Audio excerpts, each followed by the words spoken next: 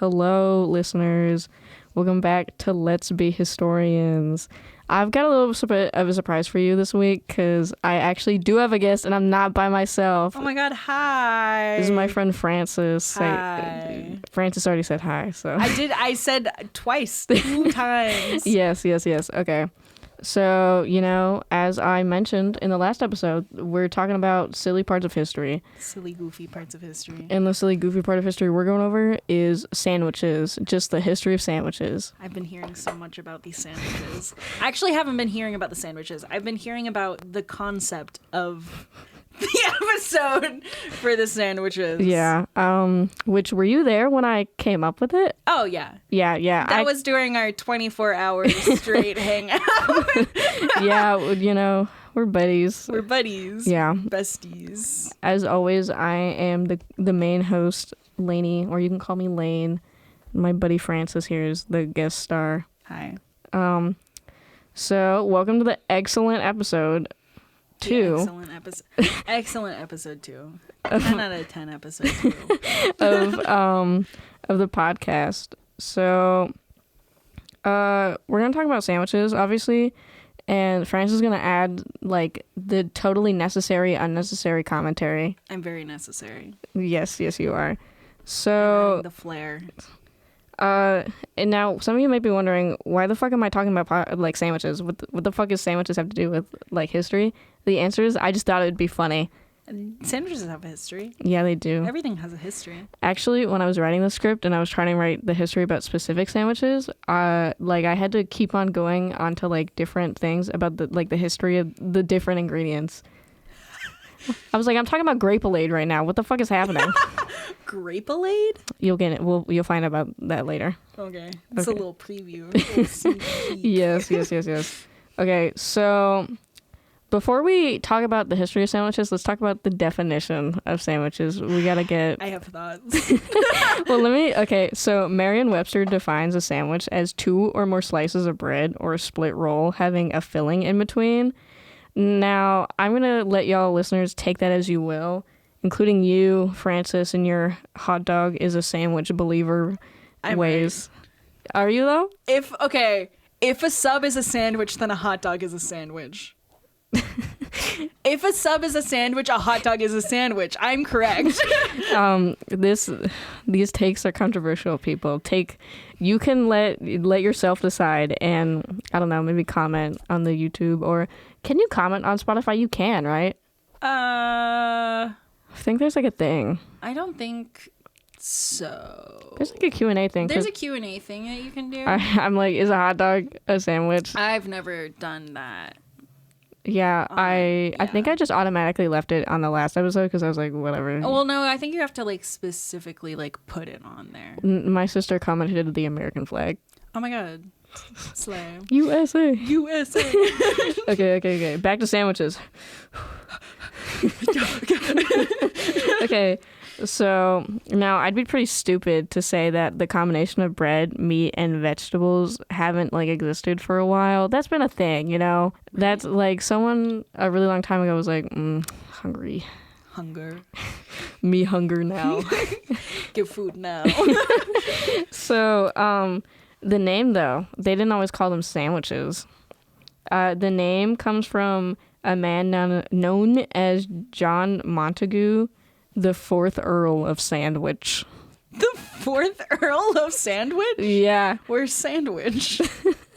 I didn't actually put that in my notes. Where is Sandwich? I need to know where Sandwich is. I know it's in Europe. Really? I think. you mean the Earl is from Europe? Crazy. That's wild. Oh, it's in Kent. So, like the UK. That's crazy. It's southeast England. Oi. Oi. Oi, bro. I know. Okay. So the Earl had, I'm going to call him the Earl because I thought that would be funny. The Earl. Had a penchant for gambling. And so as a result, he was kind of broke. Felt. Do you gamble?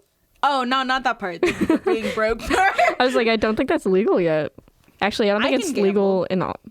Can you? You just have to be 18 to. I thought you had to be 21. I don't know. I've only gambled. Have you committed crimes? No, okay. I've only gambled not in the United States. Okay. Oh, yeah, because you went abroad for like 2 weeks, right? Yeah. I gambled in international waters, actually. So Texas, it's actually like illegal to like gamble or whatever, like in Las Vegas. And so they have like boats that you go on. Oh my God. Yes. And they go to like the Gulf, like the Gulf of Mexico. Is that? Yeah. That's wild. Yeah.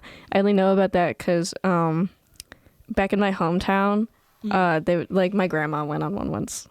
That's crazy. Actually. Shout out Nana. She's not listening. Shout out Nana. She's not listening to this, and she never will. I think my parents would explode if they heard me cussing. Did you not tell your parents you were making a podcast? I mentioned to my mom I might, but I posted it on my Instagram, and my little cousin saw it, but like I don't know if she actually listened to it. Really, really quick side tangent before we go back. So you know my sister's name's Emma, right? Yeah. You want to know my cousin's name? What? Emma. That was bad planning.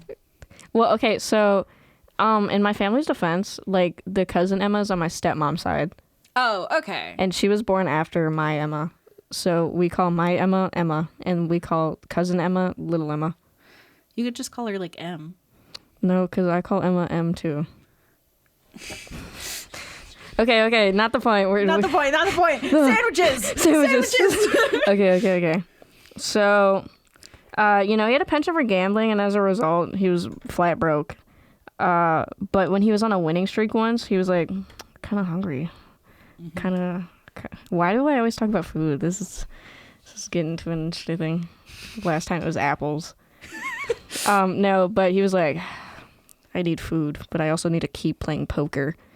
What do? He was like, give me 2 pieces. What? Give me 2 pieces of bread. And 1 piece of beef, please. The most English accent I've ever heard. Lainey, I didn't know you were English. I know, right? I didn't know you were from Kent. So you ordered that, right? And thus the sandwich was created. Except it wasn't. Plot twist. So the Earl had spent some time in the Mediterranean, or as I like to call it, Greece. Sorry, call back to Europe and Greece. Last episode. Clearly, I don't know geography, and I was getting called out on it because people were like, Greece is a part of Europe. I was like, I thought it was a part of the Mediterranean.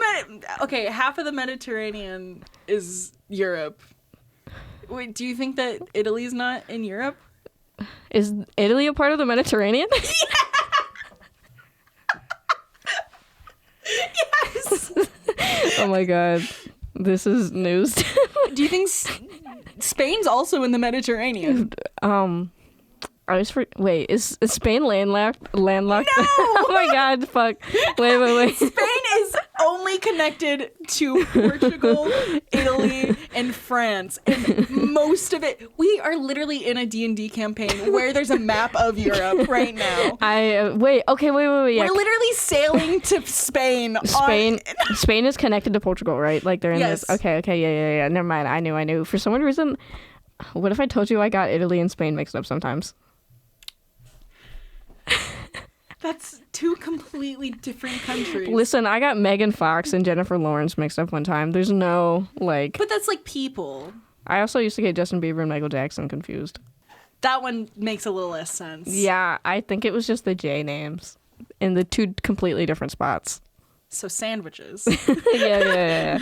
Okay, so he had spent some time in the Mediterranean, so people figured that's where he got the idea from, because you would get pita bread and you would put meat and shit in that. Fucking delicious. Love my Gyros? Gyros? I think it's Euros. Euros? Okay. That's what I thought. And then people are like, no, actually, it's Euros. And then I say, shut the fuck up. That's fair. I'm pretty sure it is Euros. Okay, good to know. Okay.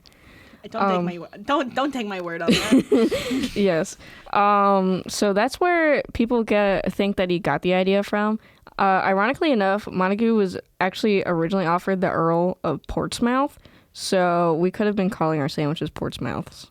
How do you feel about that? A sandwich is a better name.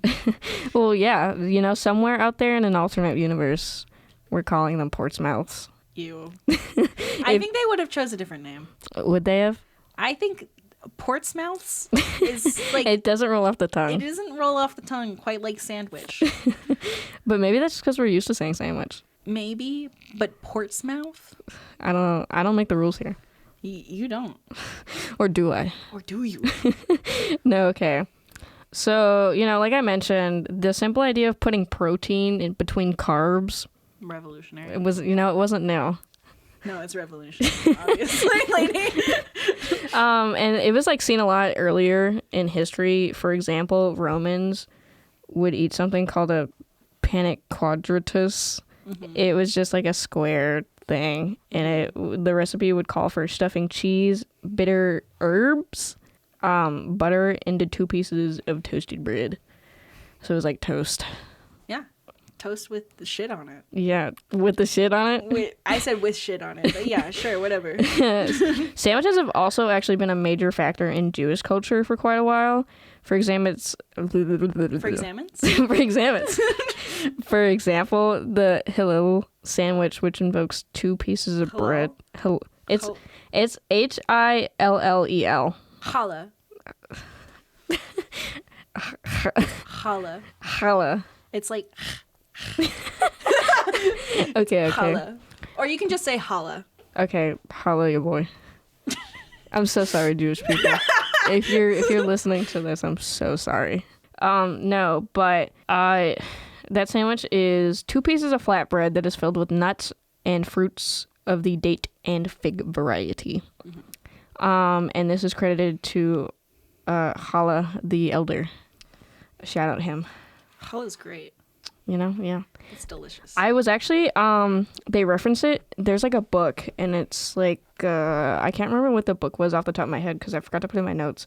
But I tried to see if I could find them talking about it in the book.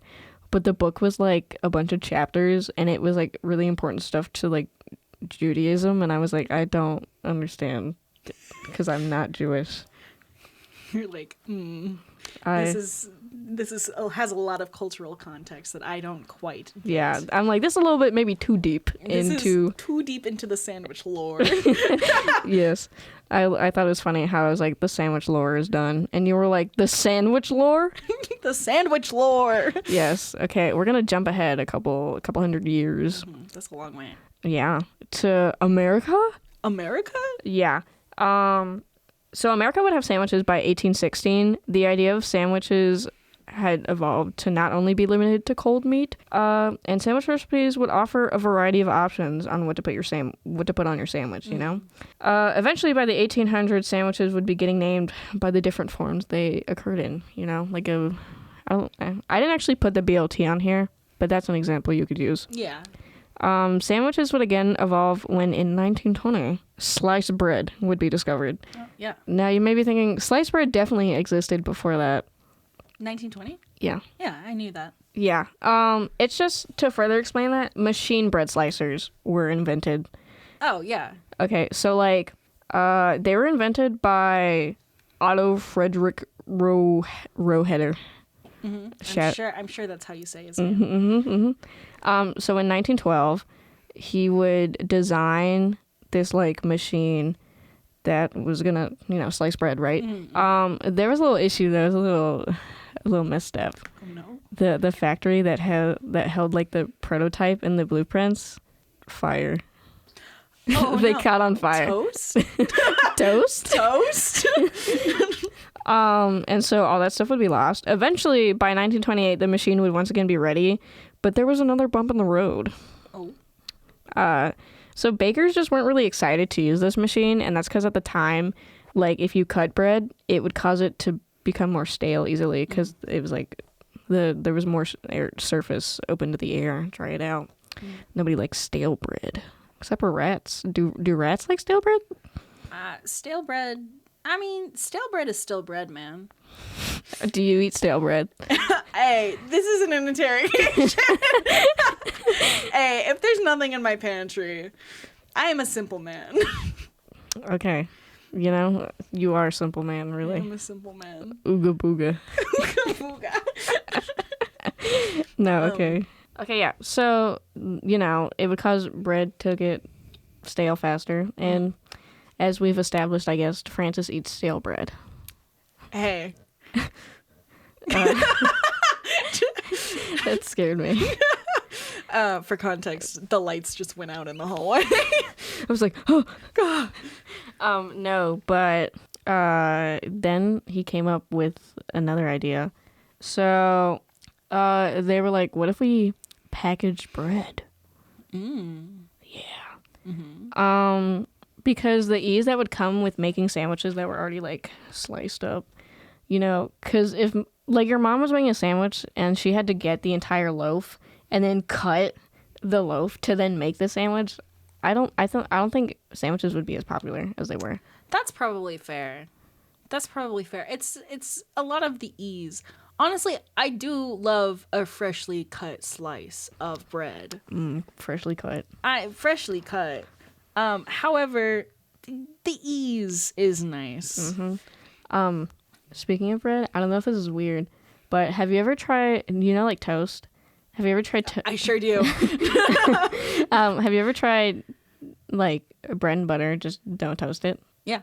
It's good, right? That's how I eat my sourdough. It's so good. I would eat it with like red beans and rice. Yeah. I would just eat that.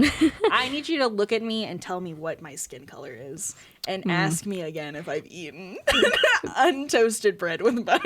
Pasty. Okay, so, they designed it and all that jazz. There was a like a baker that had a hand in doing this, but my notes don't have him on there. But he was like a baker dude, and he started selling it like that, and everyone's like, you know what? They're onto something. This guy is onto something. Let them cook. Let him cook. Yeah. So this would play like a major part into why sandwiches are so popular today. But now that we've gone over the general lore of sandwiches, why not talk about some of the most popular sandwiches and their origins? Oh. So we're going to go over the one that I actually ate today before, like, I wrote this before I ate the sandwich. I went to an Italian restaurant today by myself. So sad. You should have invited me. I should have, to be honest. I would. To be honest. It's a made it, y'all. Catchphrase. I actually called my sister twice, and she didn't answer, so I was like, nah, I'm going to go by myself. Lainey, I would have come and got Italian food with you. Thank you. I would have abandoned my groceries. Don't abandon your groceries. I wouldn't have abandoned my groceries. I needed to put them in the fridge. However, I would have come and eaten with you. Thank you. I could have, got you food at my house. Slay. Actually, probably couldn't have because I didn't have groceries. I have ramen. Whoa, I do like ramen.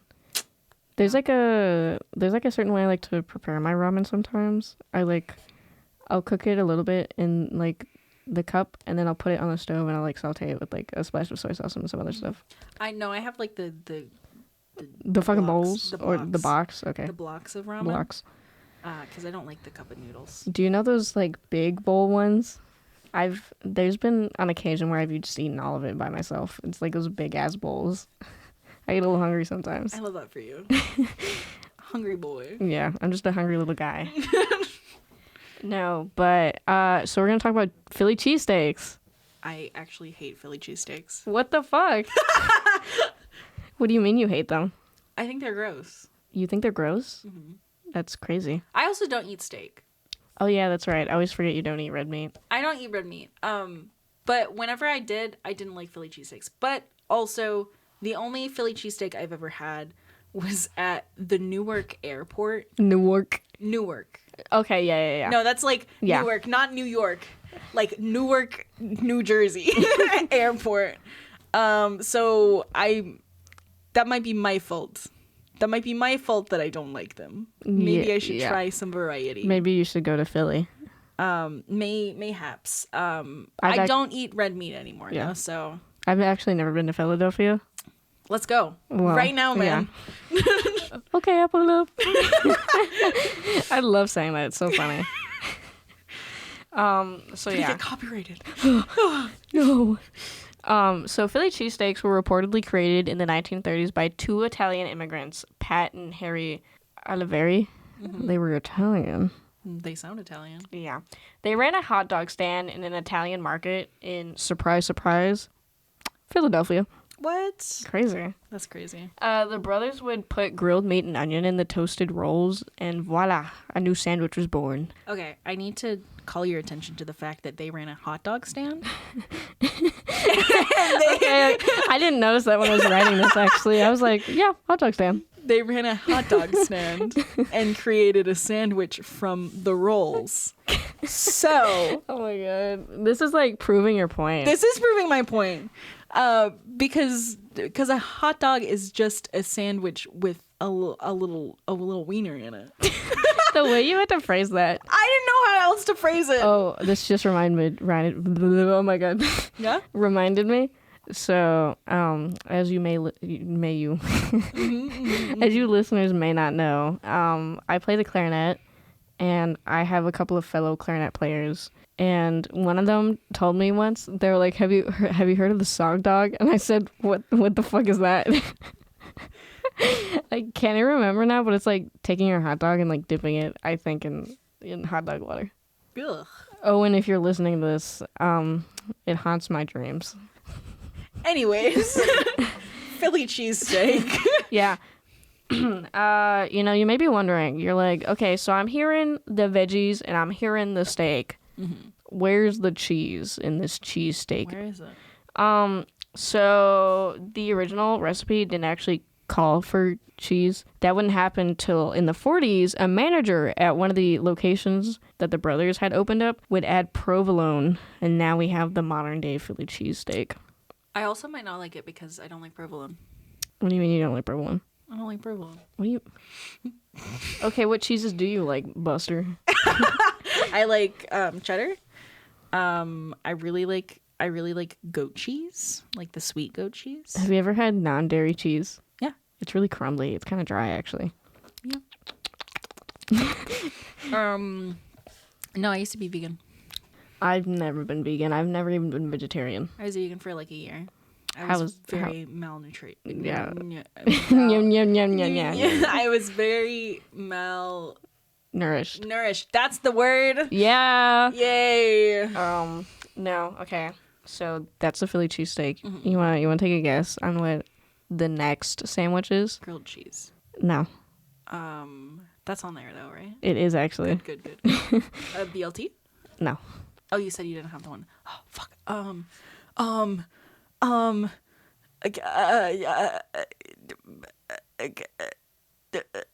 don't know.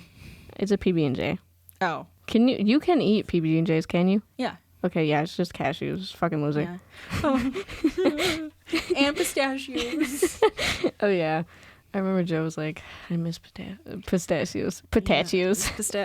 Joe wanted their wedding cake to be a pistachio flavored wedding cake, and I went, no. Hey, what if I told you? What if I told you that would actually kill me? You know what I think is really funny? Mm. Is, you know how you mentioned D&D earlier and my character is like a pirate? Mm. I'm allergic to oranges. Oh. Well, you don't actually need oranges to not get scurvy.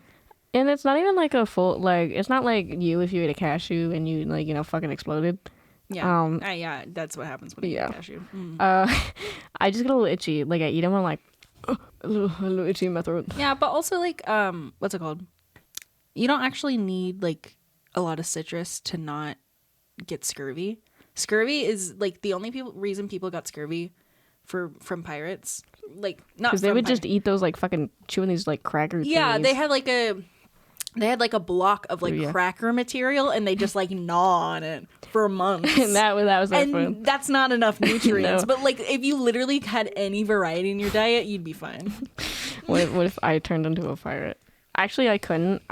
You are a pirate. I am, but like in real life, despite being from like a coastal city, I get really bad seasickness. Like Dave throwing up off the side of the ship. Dave is their D&D character. Yeah. Shout out Dave the Soul, made by me. He's a great character. On your made him on your Baldur's Gate. And then deleted my save file. That was your idea. It was my idea. It's okay. Yeah. It's okay. My game was glitched anyways. Back to PBJ. PBJ. Okay. So the first PB&J recipe would appear in the Boston Cooking School magazine of culinary science in 1901. Why are all these so recent? Why is sandwich a new creation? No, well, I think it's just like our staples. Yeah. Are more recent.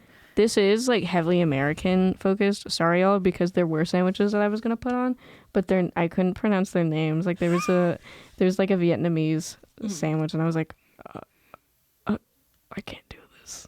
Yeah. So there'll be future representation in my podcast. Don't worry. You can also just text to speech things. You're right. New thing to add next episode. So hold on. I'm gonna move my laptop so I can read this better. So it would describe using currant or crab apple jelly. Crab apple? Crab apple? That's like a berry, isn't it? I think it is. Talking, I'll look it up. As for the combination that you know today, it's they had to work on getting it a little bit. So peanut butter wasn't really popular till during the Great Depression. The Great Depression, after manufacturers would make it creamier. Oh, that is like straight up a little berry. It's like a little cherry. It's like an apple. If an apple was a berry, it looks like a mix of a cherry and an apple. That's wild. Are they good? They look delicious. Just imagine eating an apple in like one whole bite. Yeah. So before, so peanut butter used to stick to your mouth a lot, and it still does. Actually, it still does. But manufacturers would make it creamier, so it was less like that, so people would eat it more. And during the Depression, people were like, "Now hold on a minute. This is pretty cheap. It's got protein in it. This is good." It's so real. Yeah. And so PB&J sandwiches would have their star breakout in the U.S. military, as it was an easy meal to carry around. You just had to carry around three things. Yeah. Peanut butter, jelly, bread. Yeah. It was so easy. They wait until they figure out about bread and butter. Whoa. And so they would use it, and then when they came back for more, it got really popular. So that's kind of how peanut butter and jelly skyrocketed. But I had this in my notes and I think I took it out, but jelly was written, the patent for it was created by this dude named Welch. Oh. Who is the originator of Welch's. Yeah. It was grape. Grape. Do you like grape jelly or? I do like grape jelly. I like most jelly. I like apricot. Apricot jelly is. I feel like I use more preserves. Honestly. Preserves are really good. Yeah. I think I like almost any jelly. Yeah, I think they're really. I feel like is there green grape jelly? I think there is. I think I like that one better than purple. Does this exist? I think I like it more. I wanted to make sure that I wasn't imagining it, because I feel like in my head I had eaten it and I was like, I like this better. I think the purple grape jelly is just more popular. Do you think they have cotton candy grape jelly? Oh my god, you should look that up. Oh my god, I literally had a cotton candy grape for the first time an hour ago. I don't think I've ever had one. I have them at my house. Do you want to try some? Yes. Oh my god. Okay. Back to sandwiches. Okay, so you know how I said this was gonna be American centric? I lied. A liar. We're gonna go over one British sandwich. One British sandwich. It's called the chip putty. Yeah. Do you know what that is? Nope. Okay, so this is really short. A chip putty originates back to this 19th century Lancashire, England. Is that Lancashire? Lancashire? Oh, let me see the word. Moving my. Where is it? Lancashire, I think. Okay, England. I'm sorry if we pronounced it wrong. Don't crucify us. And it's just French fries encased in 2 pieces of biscuit, or I'm sorry, scones. What? Because don't they call actual what we call biscuits scones? No. But sorry. You took the wrong thing. Fuck. Okay, no. I'm gonna die now. Sorry. You corrected the wrong thing. Fuck. Because you did say French fries. Yeah. They say chips. Yeah, I know, but I'm American. But then you corrected the Yeah, whatever. biscuits and fries. I was trying to be a smart ass, but that didn't work. Okay, so now we're gonna talk about guess. I saw it. Yeah. It's grilled cheese. Yeah, it is grilled cheese. So funny thing is that grilled cheeses were not called that till the 1960s, originally being noted as melted cheese or toasted cheese sandwiches. Delicious. Which I think is what the British were calling them. Brits. Yeah. SMH. In my head right now. Because I think I've heard Dan and Phil call them cheese toasties. Insane. That's wild. No, but there were various forms of what could be considered grilled cheese recipes appearing in Roman texts. Mm-hmm. James L. Kraft would get the ball rowing. Mm-hmm. The ball rowing, obviously. Rolling. However, when he would acquire a patent to pasteurize cheese, allowing for a longer transport, because nobody likes their cheese to curdle. Yeah. What is blue cheese, though? It's just... Doesn't it have mold in it? I'm pretty sure it does. That's why I don't like blue cheese. I just don't trust it. I don't trust it either. Of course, the invention of sliced bread would also eventually give way to the sandwich melding together. And eventually, by World War II, Navy ships were making thousands of American cheese filling sandwiches, as it was instructed in the government-issued cookbooks. Oh. Which was England? No, this was American. Oh, this was American. Yeah. So, which was often an open-faced sandwich topped with grated cheese. Kraft would once again change the grilled cheese game by creating Kraft singles. God. Are those real cheese? I don't think so. Kraft is gonna come after you. Kraft is gross. Okay. Our Kraft single. Real cheese. Real cheese. How long is this?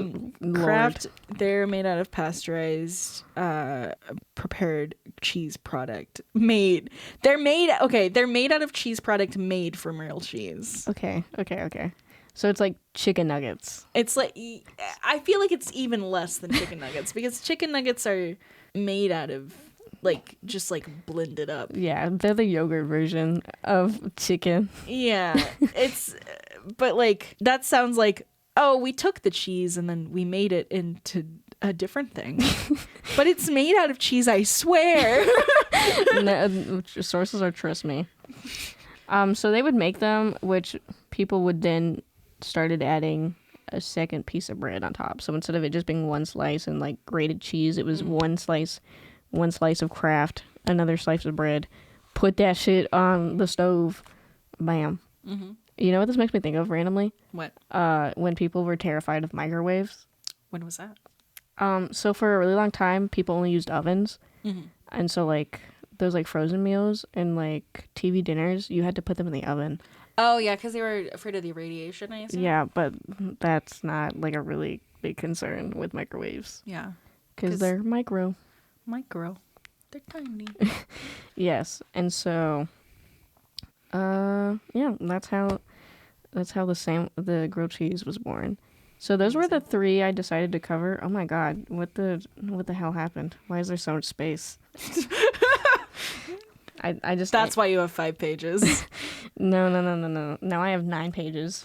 Now you have 9 pages. It just I think I was holding the enter button when I wasn't paying attention. Oh. If you do that, that'll happen. Okay, so I'm going to tell you what my favorite sandwich recipe is. Okay, 2 pieces of white bread. I don't like wheat. That's so fair. I don't like it. It tastes bad. It depends on the wheat. Yeah. Turkey. 1 over easy egg. Ooh. Mushroom and spinach sauteed together. Maybe even some onion. And then you're not going to like this next part. Provolone and mozzarella. Mozzarella's good. See, okay, I can get past provolone. It's just I would never put that on a sandwich. Okay. What's your favorite sandwich recipe? If you had all the ingredients, you were making one? If I had all the ingredients. So probably what I would want is like 2 sourdough slices, Yeah. like long ones. Mm-hmm. And then probably like you gotta get the mayonnaise and the mustard, Mm-hmm. and then you gotta put like oregano, salt, and pepper. You know. Oh, yeah. Yeah. You gotta get turkey. Mm-hmm. Probably some cheddar or like some Swiss on there. What kind of cheddar? Like the mix of like the cheddar. What is it? It's like I don't know what it's called. You're staring at me with like lost eyes, and I can't give you anything back. Like the cheese slices that are like a mix of cheddar and a different kind of cheese. It's like, Oh, like it's like the Monterey Jack or whatever. yeah. Or I don't think it's a Monterey Jack. The Mexican blend. No, I don't like the spicy one. The Mexican blend isn't spicy. Oh wait, no. I do. That is what I'm talking about. I'm actually stupid. I'm actually dumb and stupid. Confirmed. We need to get like a buzzer every time someone says something stupid. No, like the Mexican blend, but like in the slice form, you know. Okay, yeah. Or in that, I want it to be that's got to be melted on there. Yeah, okay. That's got to be melted Yeah. on there. And then you get some lettuce on there. Yeah. And then you get some like thinly sliced tomato slices.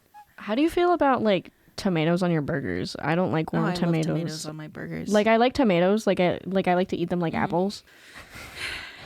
But like I don't like my tomatoes to be warm. No, I like warm tomatoes. Okay. But I also am from the South, and we do like tomatoes are actually best when they're burning your mouth. Are they? Have you ever tried fried green tomatoes? No, but I've seen the movie. It's a good movie. Fried green. I've never seen the movie. It's really sad.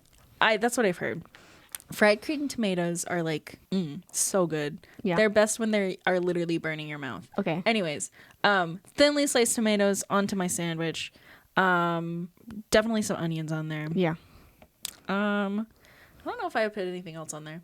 Oh, avocado. Okay, yeah. Honestly, that's a pretty good option. Avocado. I've never had avocado toast, but have you had it? Is it good? It's delicious. Okay. It's so good. Okay. Yeah. Are you sure you're not a millennial in disguise? I am not a millennial in disguise. Millennial. I swear, I'm not a millennial. Okay. No. Yeah, and then put the other slice on top. Delicious. That sounds good. That's a good sandwich. Yeah, that does sound good. I think we both have some pretty good sandwiches Yeah, ideas. solid sandwiches ideas. Yeah. Mm-hmm. I fear this is the end, friends. This is the end. We've been recording for almost 40 minutes. Oh my god. Yeah, if you thought I could talk a lot by myself, no, because really funny thing is I was telling Francis, I was like, I only have 5 pages of script. I don't know if that's enough. Mm-hmm. And then you asked me, you were like, well, how many pages of script did you have last time? I said, not any, really. I just had notes. You stress me out. I get that a lot. People are like, don't you plan things out? And I said I do, but then I overthink it. So, like, what's the point? Yeah, well, so most of the time, so we're recording this in the same space as we record the other podcast that I work on. Not to subtly plug Witherburn After School News. To my 20 Spotify listeners. Subtly plugging Witherburn After School News. It's really good. But we also, we literally, like, we're in the same room that we record that show. Yeah.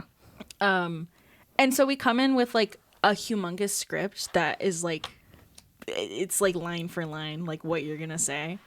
And I just sit here and I watch Joe go off. And it's a different experience entirely. With just like, yes, tell me your vaguely worded script.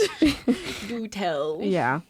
Well, because I knew I was like, there's no way I'm not going to get like off tangent here. Mm-hmm. Because I did that by myself just thoughts would come in and I'd be like, oh yeah. Yeah. We're going to talk about this for a quick sec.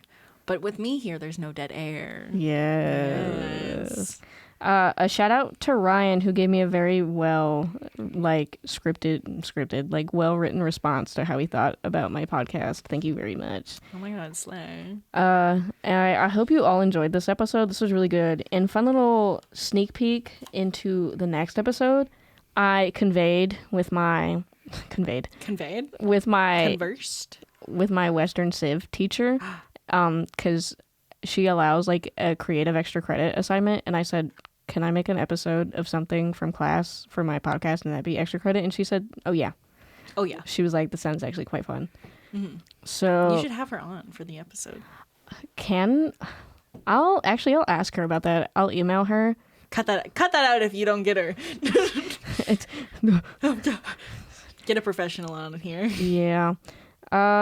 When you're listening, this depends on when I edit this, but it shouldn't take too long. Just have to do my job, I guess. Yeah. Yeah. Yeah. You know, Francis, this has been fun. This has been a great time. I hope you all enjoyed and have a lovely day. Bye.